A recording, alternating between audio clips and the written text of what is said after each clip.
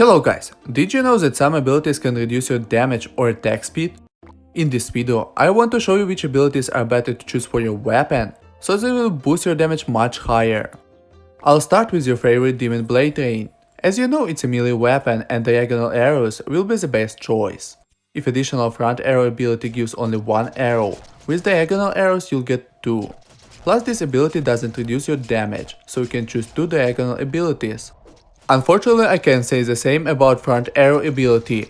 It reduces your base damage on 25%, so don't choose 2 front arrow abilities. I will explain why. For example, your attack is 10,000. With one front arrow ability you'll get 2 arrows, doing 75,000 damage each or 15,000 both. Second front arrow ability gives you the third arrow and additional minus 25% damage for all arrows. So you have 3 arrows doing 5,000 damage each or 15,000 all. What do we have here? 1 and 2 front arrow abilities are doing the same damage? Yes guys, and moreover, in most cases your third arrow won't reach a target.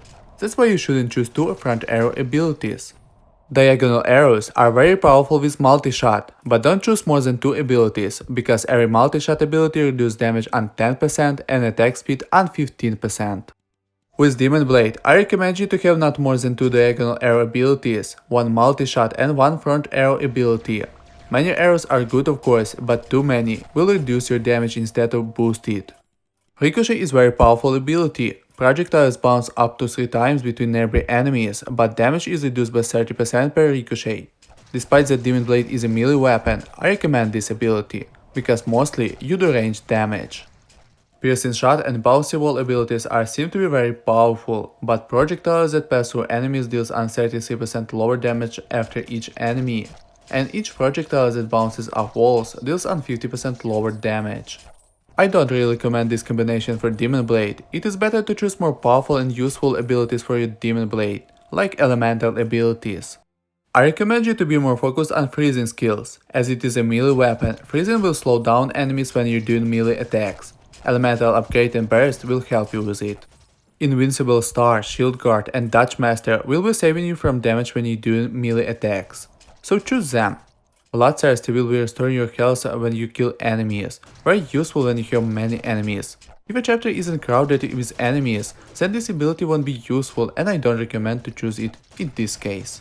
As you know, Demon Blade can reach enemies behind a wall. If your chapter has many rooms with walls, I would accept Devil's offer. And how can you use your Demon Blade without Shadow Samurai and Phantom Sword? Very powerful abilities and exclusive for Demon Blade. And the last ability for a Demon Blade I recommend is Dwarf. You will become smaller and it will be harder for enemies to kill you. Very useful ability for melee attacks. With this ability you will avoid more enemies' projectiles and of course receive less damage. The Size was one of the best weapons and I don't think it became worse after Heavy added new weapons. It is very useful against mobs. There is a high percent chance to kill mobs with less than 30% health, but its speed low. So where is it useful and with what abilities? Don't choose more than 1 multi-shot. As I said before, it reduces attack speed on 15%, and as you know, Death Size has a low attack speed. So choose attack speed, it gives plus 25% attack speed.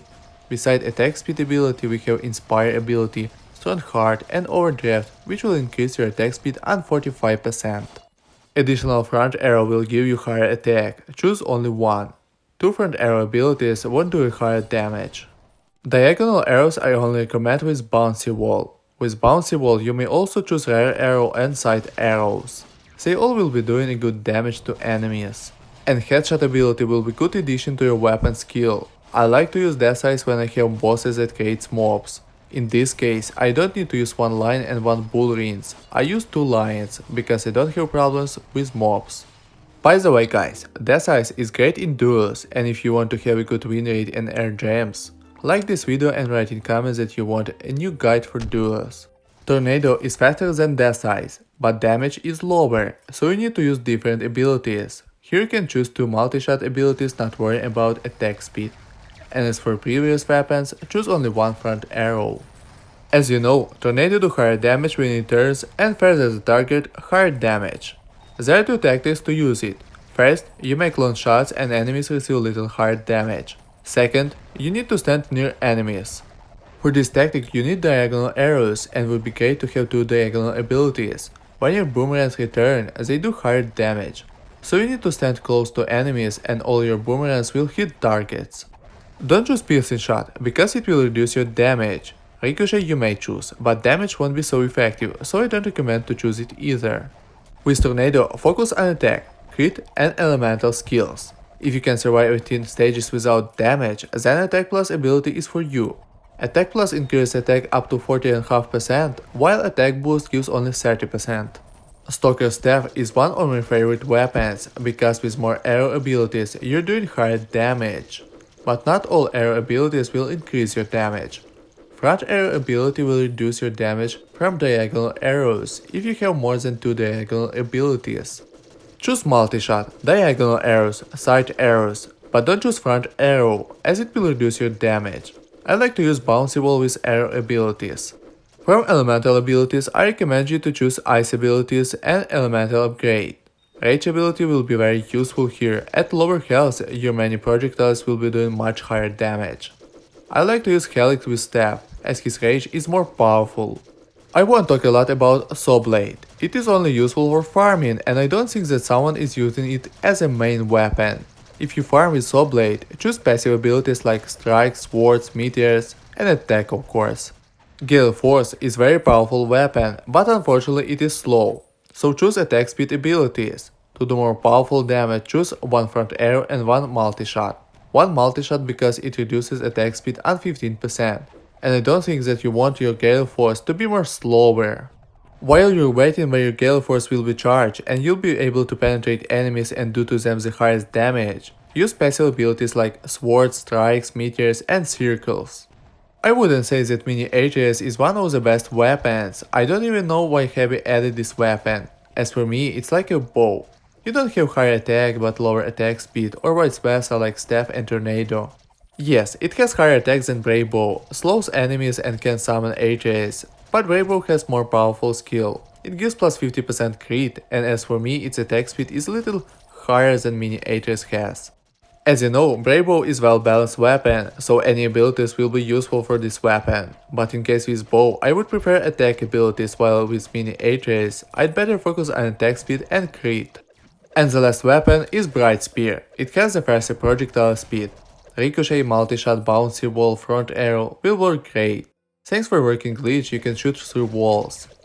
Elemental abilities are a good addition to your damage, especially Dark Touch. With bouncy wall and your many arrows, good to have headshot.